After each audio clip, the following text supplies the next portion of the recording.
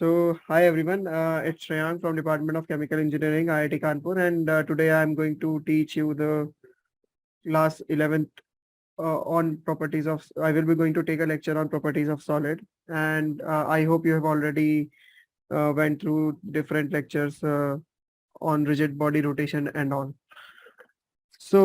Today, let's start with the properties of solid. So I don't know what the audience is, so I will be making this in English. So before going to the properties of solid, you need to understand that just before that we have learned what is rigid body.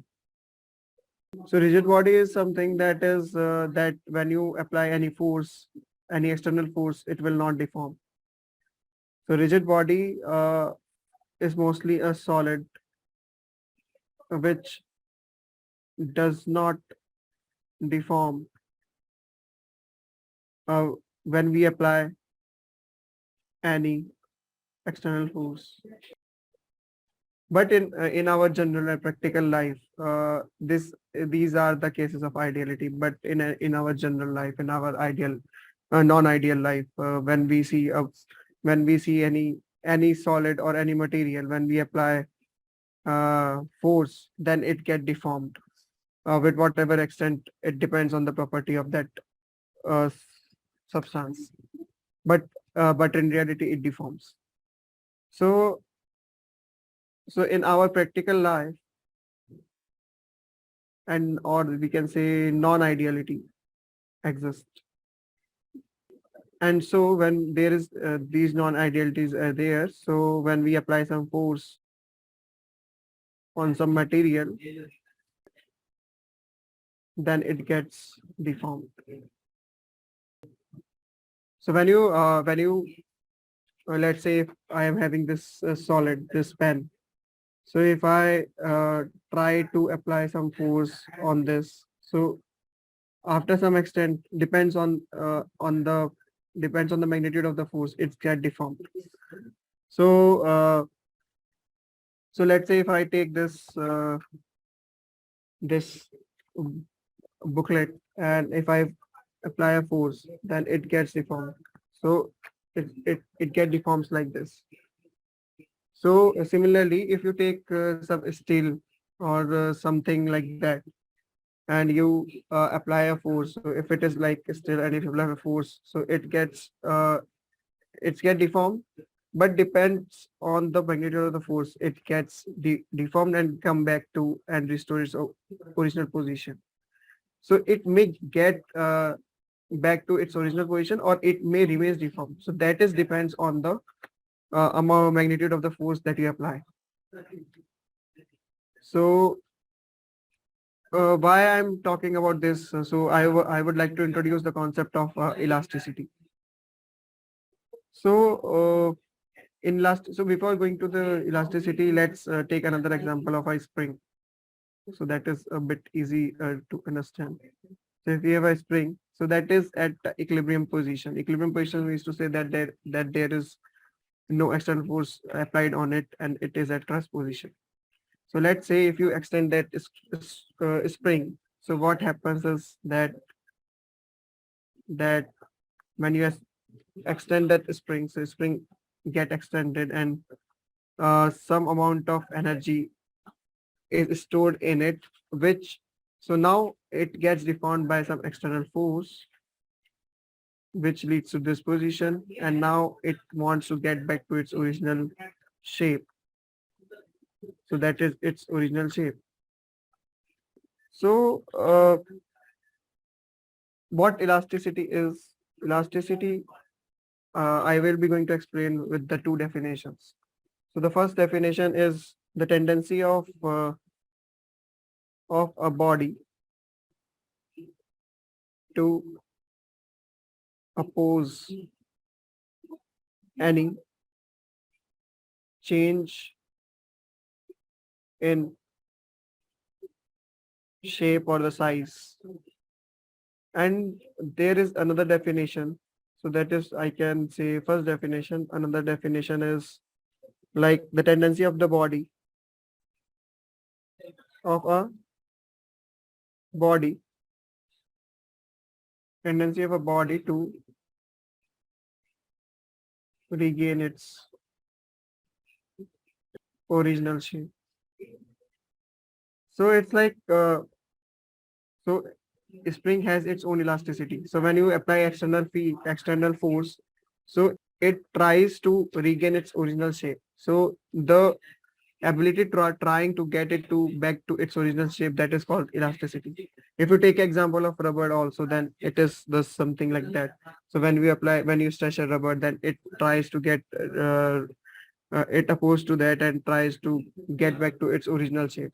If you take steel, then up to some limit, it tries to oppose that force and then regain its original shape. But after some time, if you applied, or if the magnitude of the force is much higher, then it will get deformed. So, so elasticity is basically the tendency of a body to get back to its original shape, or to get back to, or to oppose any change in shape that is happening by external deforming force. So, when we are talking about elasticity, so it's a very fundamental question to ask. So whether steel or rubber,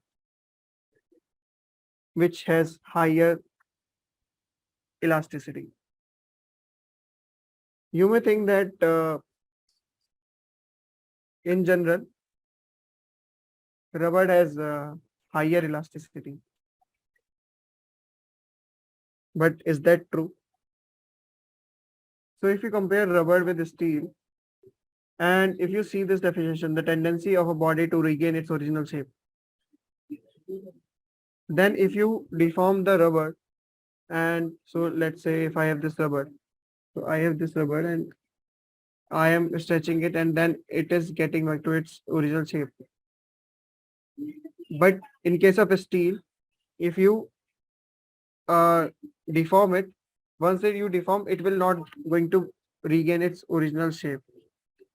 But the question is whether so in which limit we are. So we are here there in a certain limit where we are comparing steel and rubber with these two definitions. So if you see, according to this definition, the tendency of a body to oppose any change in shape is size. So obviously with this definition, steel has the highest elasticity.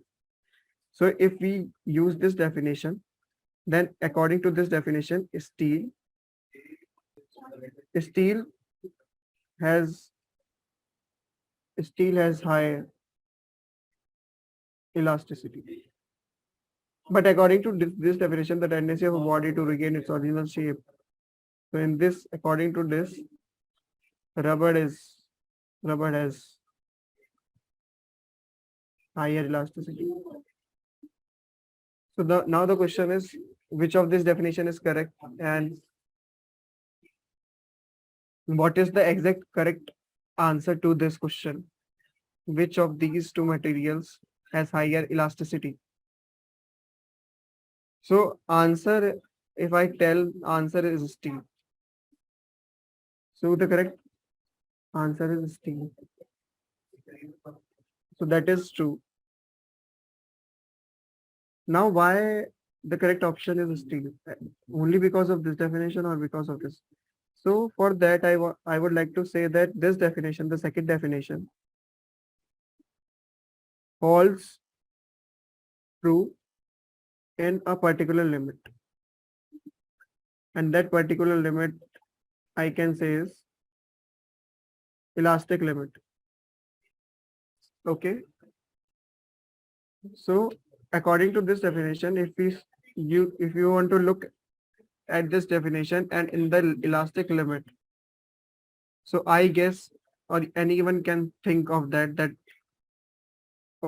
in the elastic limit still has the, according to this definition also, according the second definition also, in the elastic limit still has the higher elasticity.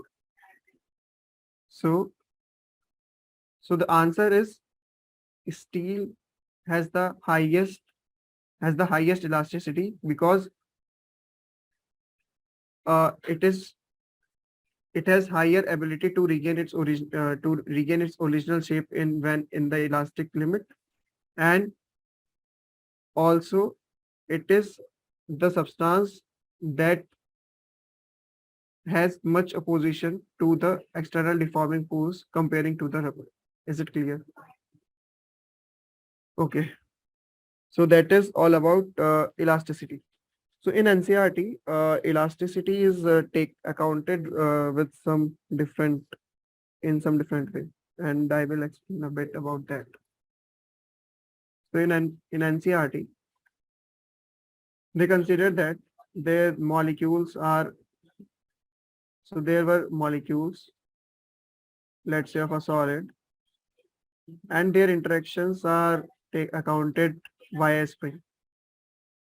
So these springs are nothing but a but representing a but a representation of intermolecular molecular forces present present between the two molecules. Okay. So now these intermolecular forces are defining with the help of a spring, and as we saw, as we show that is spring, if you extend the spring or the distance between the two molecules is increased, then you basically deformed it. So when you are deforming the solid, you are opposing. So there is already some intermolecular forces, and those intermolecular forces are both, that is attraction as well as repulsion. So this intermolecular forces has both attraction component as well as repulsion component. So what is happening that when you deform a solid, when you deform a solid, so the intermolecular attraction force, deform means when you are stretching a solid, the intermolecular attraction force tries to resist it. But when you compress a solid, the intermolecular repulsion forces started to play and resist a compression also. So then what is the thing which make it to a equilibrium? So make it to a equilibrium means the when this system has a minimum potential energy. So this graph is not there in NCRT, but just to explain, I am telling you about that. So this plot is I'm showing is, so this is going to tell the intermolecular distance. This is potential energy. So one basic funda that I want to recall you, maybe you know or no, I don't know, but I want to recall you is that any stable system is at equilibrium when it has its in minimum energy position in its minimum energy position. What it means to say that any system should be in equilibrium when it doesn't have any external energy or it is in minimum energy state. So now uh, so this is the r is nothing but this distance, and if it is at equilibrium then it is at r naught. So r naught is nothing but the distance of this well where the potential energy is minimum. And why I'm saying that this potential energy is a sum of both attraction as well as repulsion, because U is defined as 4 epsilon R naught by R to the power 12 minus R naught by R to the power 6. So basically this is nothing but the van der Waals interaction, and this is a repulsive part. Why I wanted to show this, because I wanted you to feel that there are both repulsion as well as attraction forces that is present in the elasticity. Okay, so this is the repulsive part, and this is attraction, because attraction comes with a negative sign, and this is repulsion. So this is some extra concept.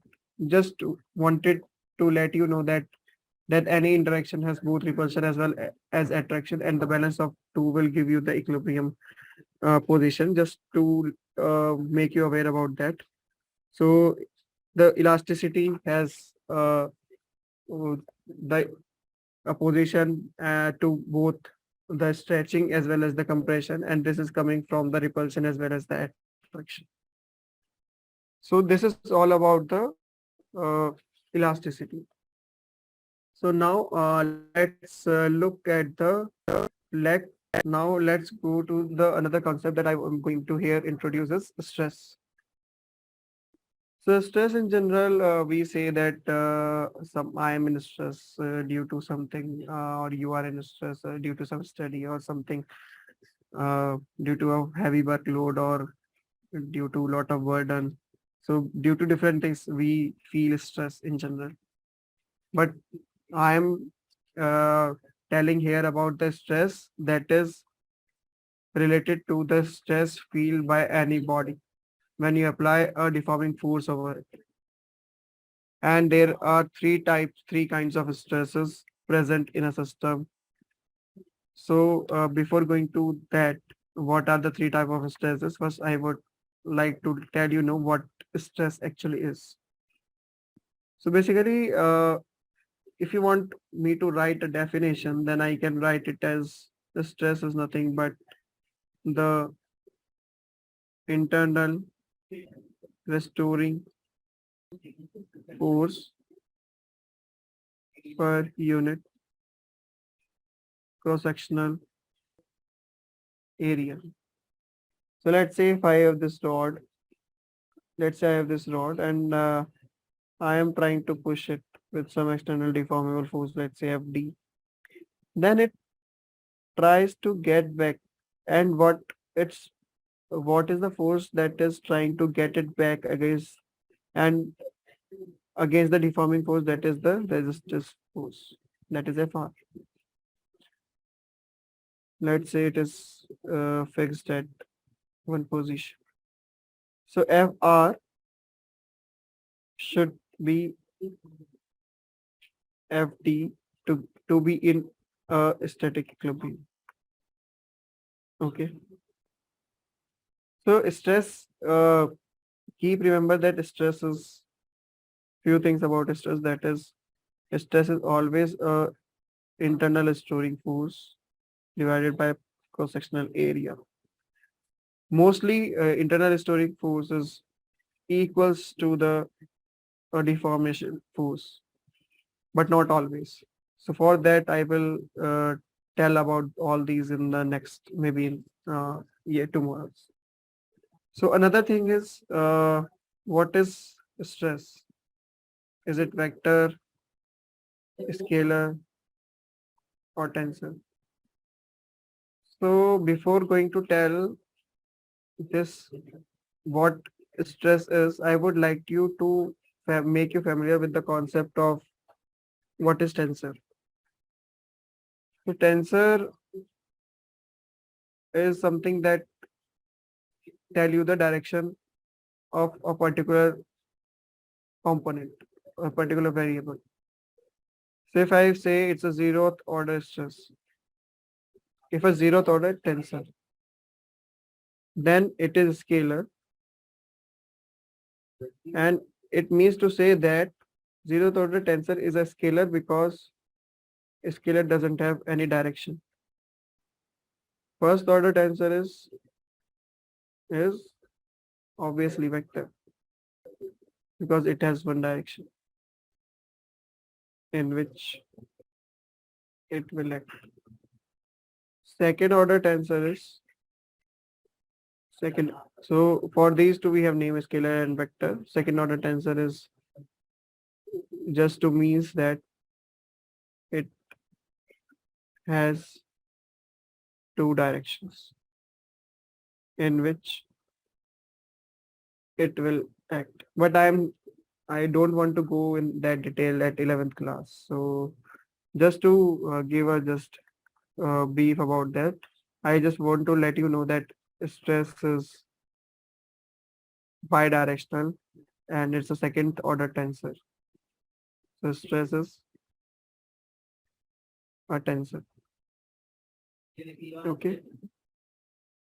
So there are basically three types of stresses present in the system that are longitudinal stress, shear or tangential stress, and volumetric stress. So longitudinal stress is that when you apply the force and that there is a change in its length. So longitudinal stresses, let's say you are having this rod and you apply force to this in longitudinal direction. Longitudinal direction means when, let's say if this is the area. So if you wanted to see the normal, so any area is defined by its normal. So normal is, let's say, if I zoom it out, let's say if this is this area and this is the normal, let's say normal, and the force is acting in the direction of normal. Force is acting in the direction of the normal, then it is called as longitudinal stress. And when you apply force, whatever the deformation happened is happened in the longitudinal way. And there may be a possibility of two kind of longitudinal stress, that is two kind of longitudinal stress that are tensile stress, another is compressive stress. So from the word compressive, it means to say that you are compressing something and the stress is feel is that is called as compressive stress. And if you are stretching something, then it is called as tensile stress. So I guess that is clear. So if one is compressive, then another is automatically tensile because compress the word compressive is itself telling that when you are compressing something and you are feeling that stress. And in case of tensile stress, it is when you are expanding or try to stretch something, then the stress you feel is that stress. Another one is shear or tangential stress. Now, what is shear or tangential stress is, let's say you have this body. Sorry for this. Let's say you have this body. And now, because I already introduced with the concept of normal. So for if you are having this area, then this is the normal to that. And this is obviously the tangent to it.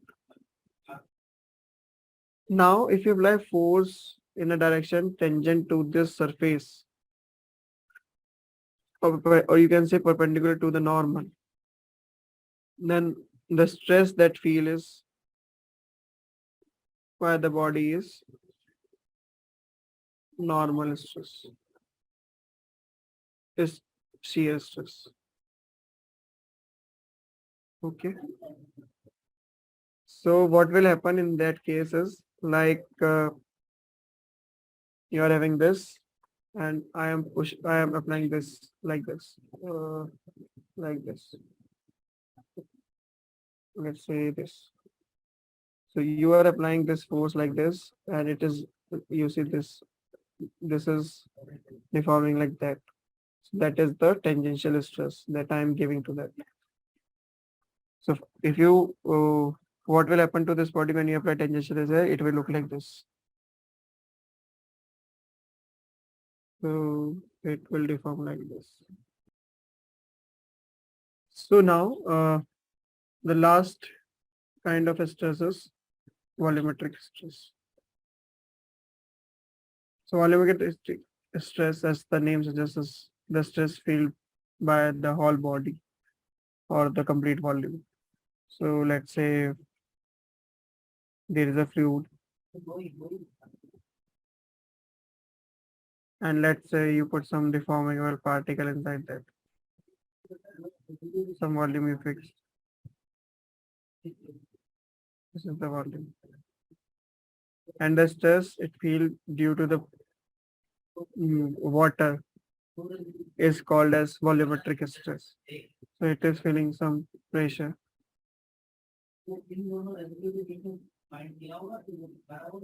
and it is called as volumetric stress. So these are all three kind of stresses. So what we have covered till now is what is elasticity and what is stress and what are the different kind of stresses.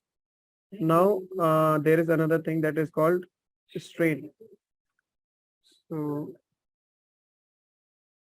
so let us introduce the concept of strain. So strain is a very simple comparative to stress, and it is non-dimensional quantity that quantifies the deformation. So we can say it as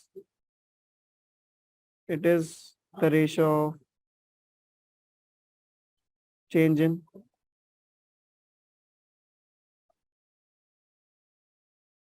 dimension to its original dimension.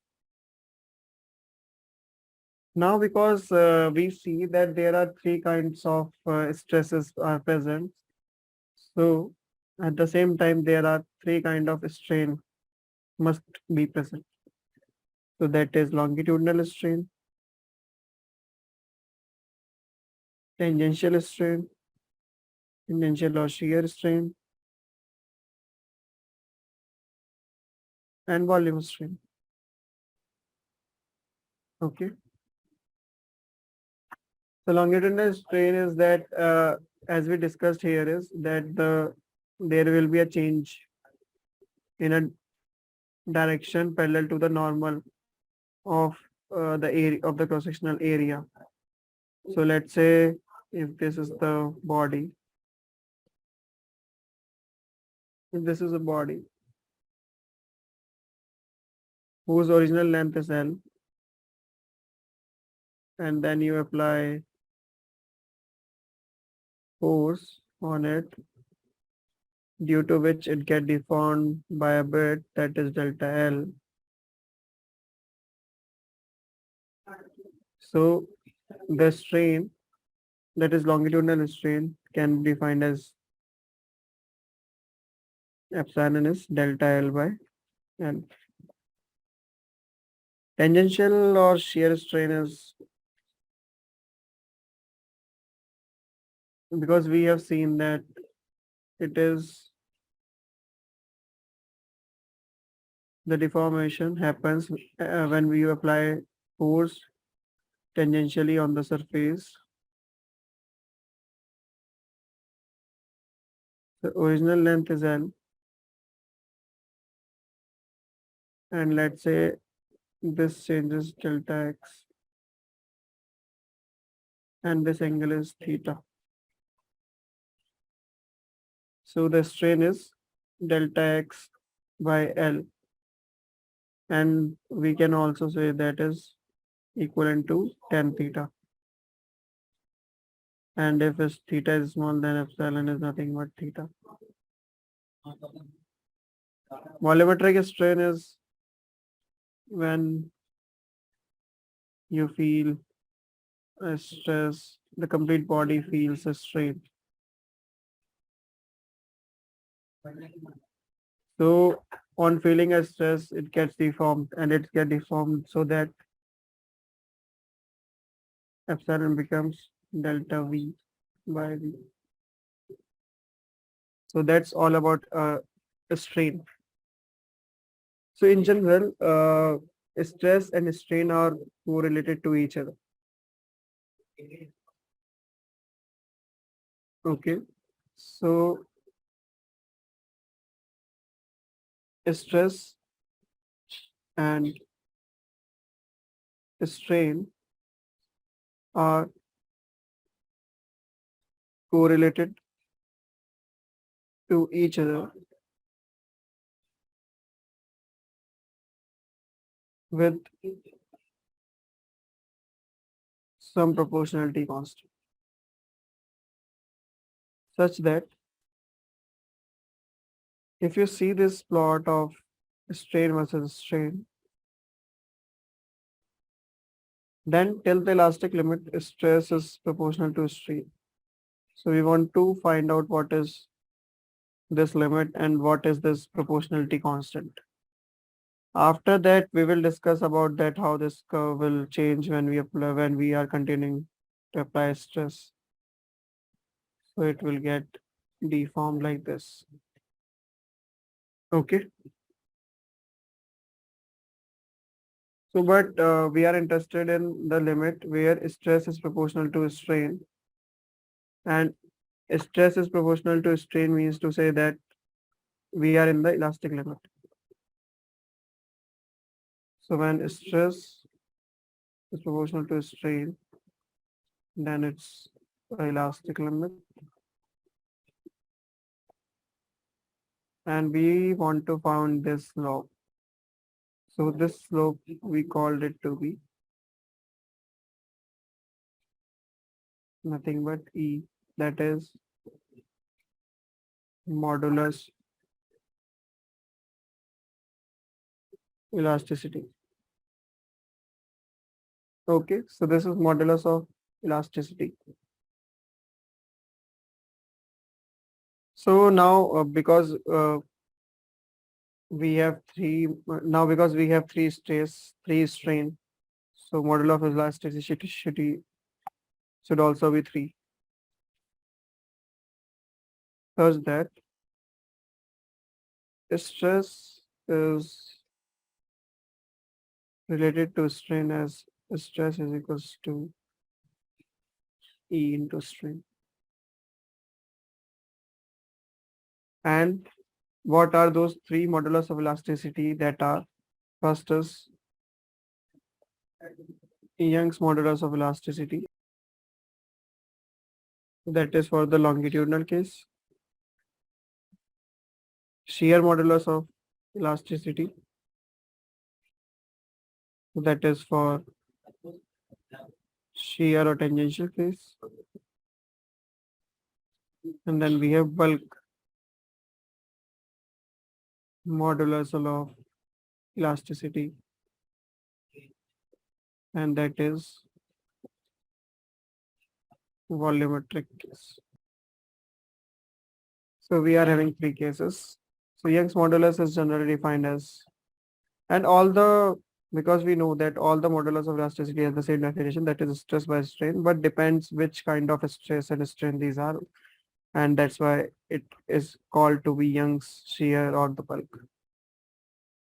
So, and it has different symbols also, like gamma is the Young's modulus, that is longitudinal stress divided by longitudinal strain. Then we have shear modulus of elasticity, that is defined as G, that is shear stress divided by shear strain. and this is beta, that is defined as volumetric stress divided by volumetric strain. So these are the main concepts that I would like to discuss today. So let's recall all of these concepts, and we will be going to solve some numericals in next some minutes. So elasticity is nothing. So we have started today our lecture with rigid body. So we have told that what is rigid body, and rigid body means to say that's a solid that does not deform uh, when we apply any external force. But in case of our practical life or when there is non-ideality exists, then when we apply force, then any material, whether it's a solid or liquid, it will get deformed. And elasticity, we have with this, we have introduced the concept of elasticity. And elasticity, I explained by two ways, and it has two definitions. Both are same in some way. So first definition is the tendency of a body to oppose any change in shape or size. Second one is the tendency of a body to regain its original shape. So both are in same way same, but there may be a bit confusion. So to avoid that confusion, I put that we are talking about elasticity in the elastic limit. And when we are in the elastic limit, so if you uh, take first definition, then it is much better than the second definition in terms of concepts. Then I tell about one NCRT example where strings are introduced to tell us about the intermolecular interactions between the molecules and uh, how the solid get resist to the external deforming force with this kind of interactions. Then I introduced that the concept that the intermolecular interaction is attractive as well as repulsive, and it is varying like that. And at the equilibrium of these, at the balance of these attraction as well as repulsion force, you get the minimum potential energy, which is this well. And I forgot to write this well is epsilon. So epsilon is this energy. So stress, then I introduce the concept of stress and tell that stress is nothing but the internal restoring force per unit cross-sectional area. Most of the time, the restoring force is equals to the reforming force, but there were some cases where it is not the case, and we will introduce in this in next class. Then I just introduced you a bit with some what is tensor and what is the difference between a vector and tensor and a scalar. So basically everything is a tensor, but scalar and vector are the zeroth and the first order tensor because of the direction. And stress is the second order tensor, or you can say the tensor in general because it has two direction in which it will act.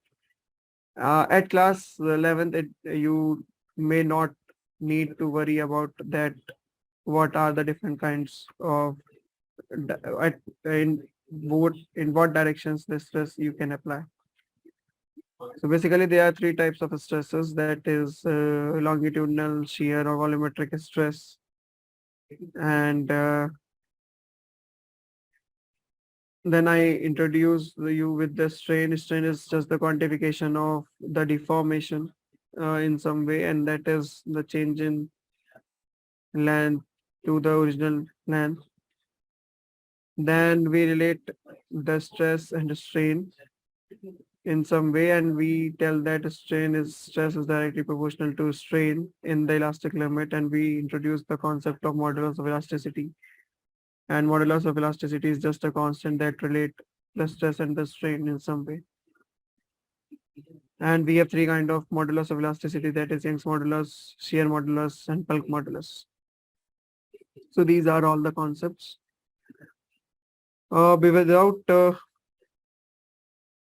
much without taking much time, I will be going to have some around For numericals, I have it and we'll start with that. And that is on all these concepts that we have covered. So the first question is, so there is an elongation of a metal bar. So we need to find out the elongation of a metal bar. To find out the elongation of a metal bar that is 2 meter long, having cross-sectional area of 0.5 centimeters square when subjected to a pull 3 into 10 to the 4 Newton of force. Young's modulus of elasticity is given to be 2 into 10 to the power 11 Newton per meter square. Okay, so this is the question. So I will give you some, let's say 2 minutes to solve this and get back to you with this solution. Okay, so I hope, so it's the simple question. So we need to find out the elongation. So elongation means we need to find out the strain. Because strain is defined as delta L by L and we need to find out delta L. So delta L is epsilon into L. Now, but we don't know what is strain in this case, but we know what is modulus of elasticity. So gamma S is nothing but epsilon, that is stress, sorry, sigma divided by epsilon. Sigma is force per unit area and epsilon is nothing but delta L by L. We need to find out delta L. So delta L is nothing but F L by gamma S into A. So force is 3 into 10 to the power 4 Newton. Length is 2 meter.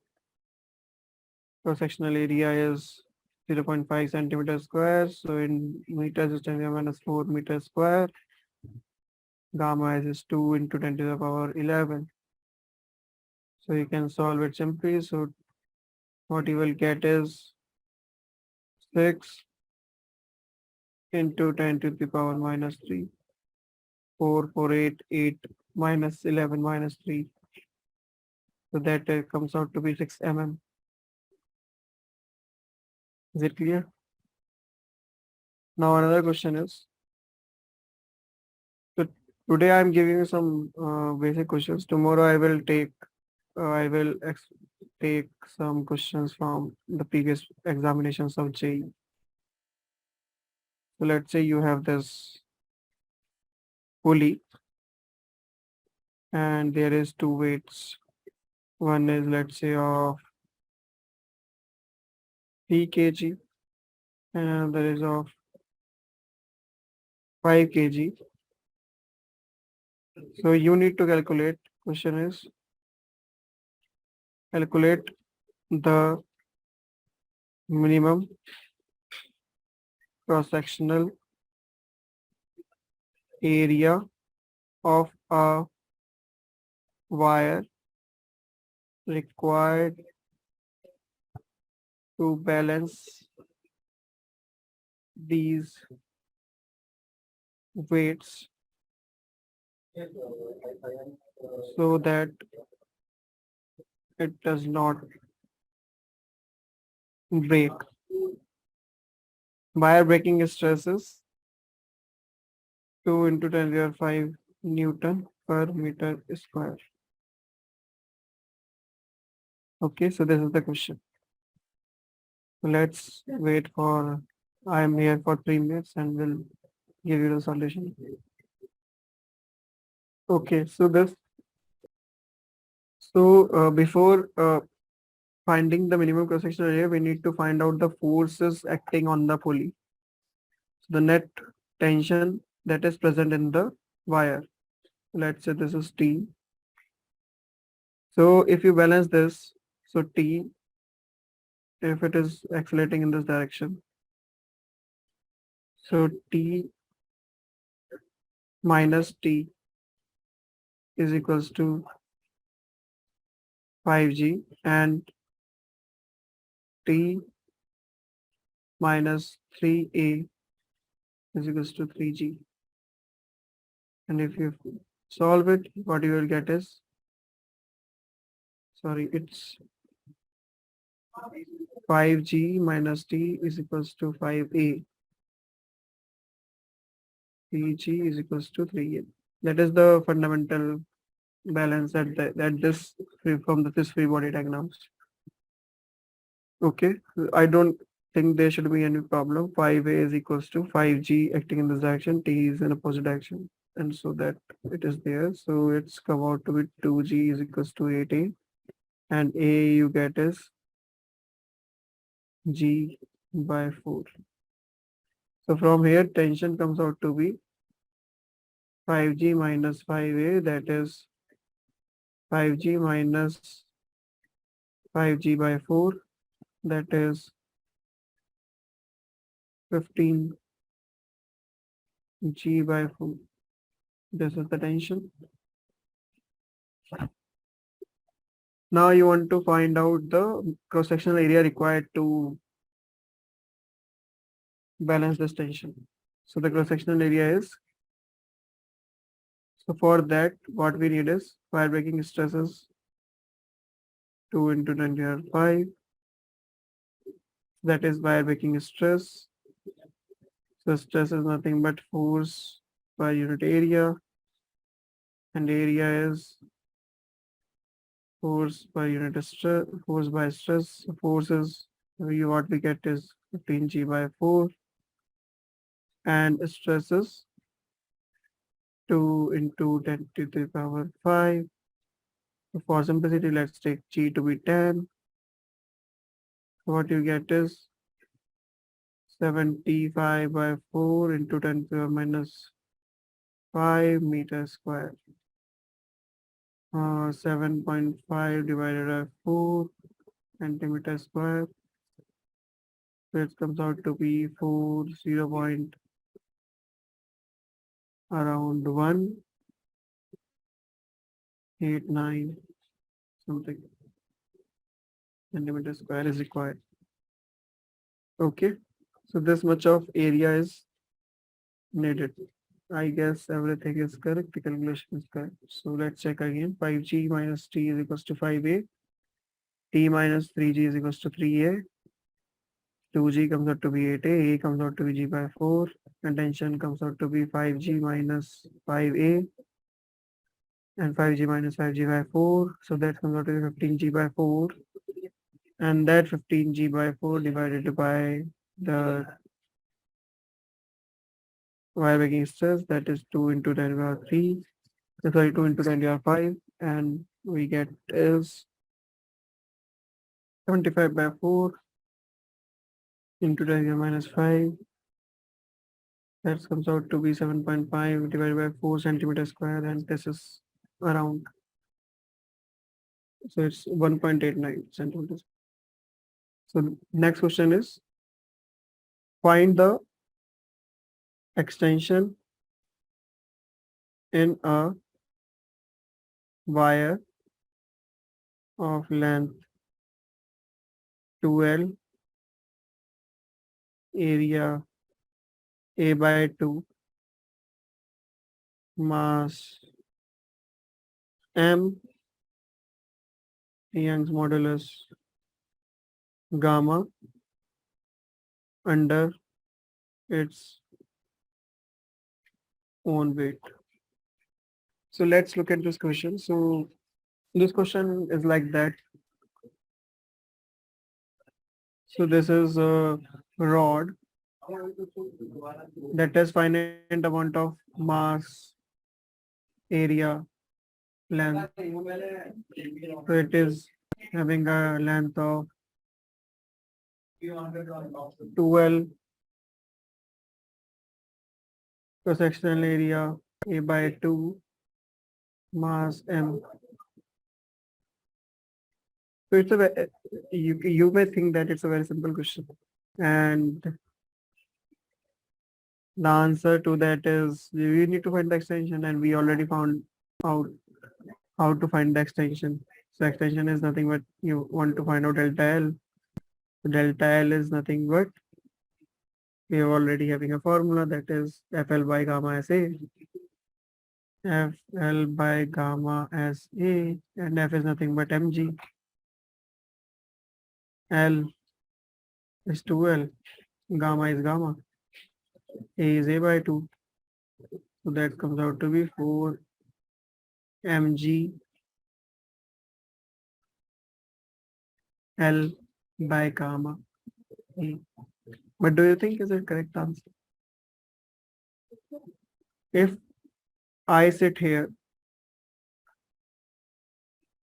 so the force applied on this is due to the weight of this only. If I sit here, then force applied by is due to this complete weight, not by this weight. So what I'm doing is, so this is this the correct way?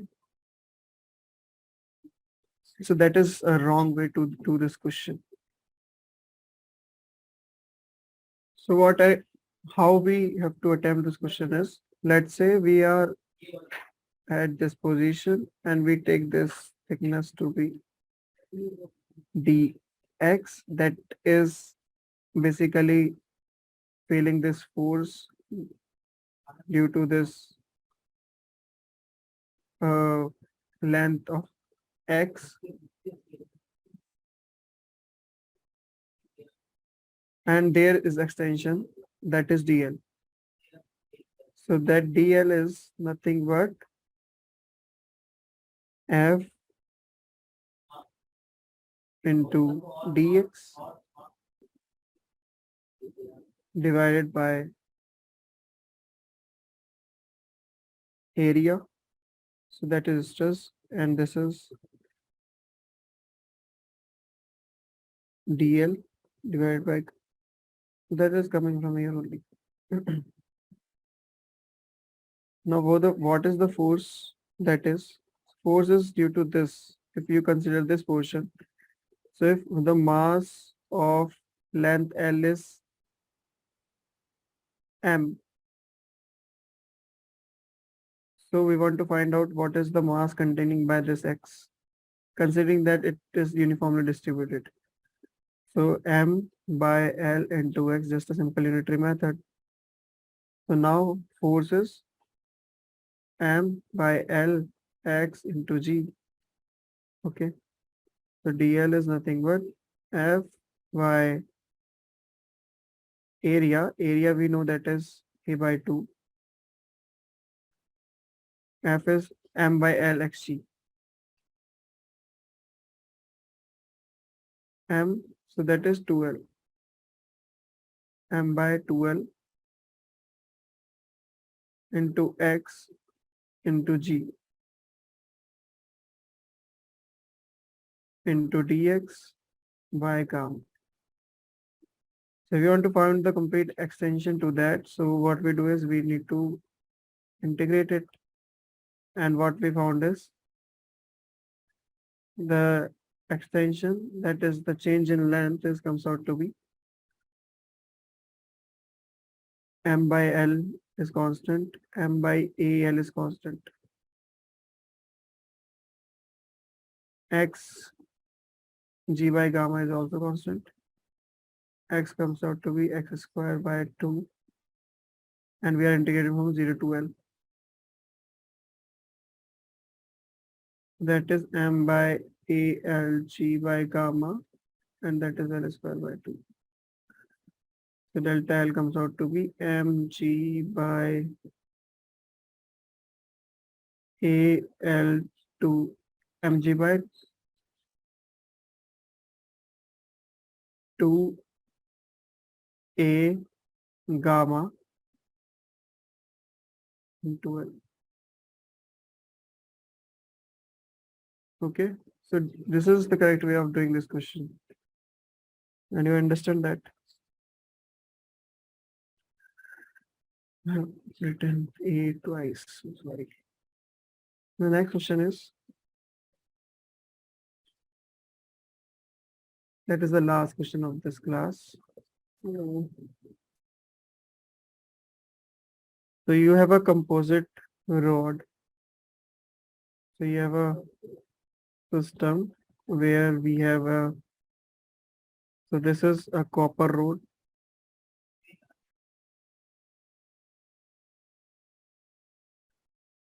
and a mass hanging on it is of 3 kg. Then there is another rod that is a steel rod and mass hanging here is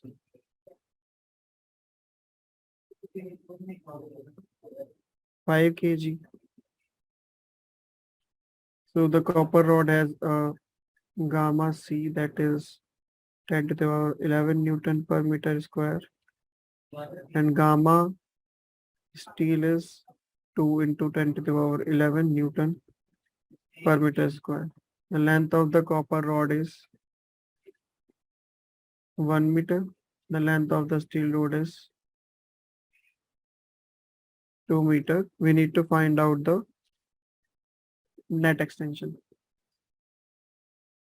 in this system. Okay, so let's discuss this question. So we need to find out the net extension in this system. So let's consider tension in this rod is T1 and in this rod is T2. So T1 is nothing but 5 into G, 5G. Net extension in the steel rod is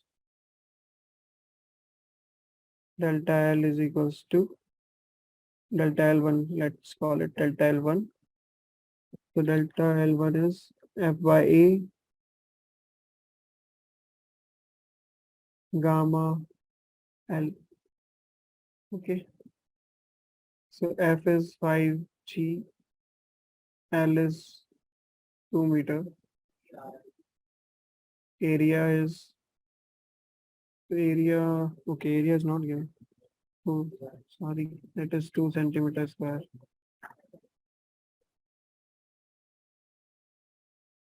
Area is 2 centimeters square. That is 2 into 10 to the power minus 4 into 2 into 10 to the power 11. That is its modulus.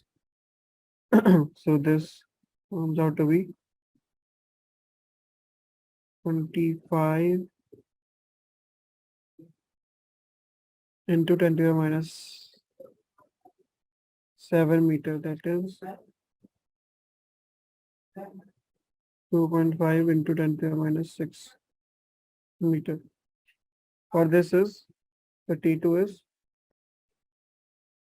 T1 plus 3G. So T1 is 5G, so it comes out to be 8G. We are considering the rod to be massless. Then only this will be the case. Delta L2 is 8G into 1 meter divided by 2 into 10 to the minus 4. Sorry, area is 2 into 10 to the minus 4 and modulus is 10 to the power 11. That comes out to be 4 into 10 to the power minus 6 meter. And that extension is delta L1 plus delta L2. So that comes out to be 5 into 10 to the minus 6. Okay, so these are the questions that is for today's class.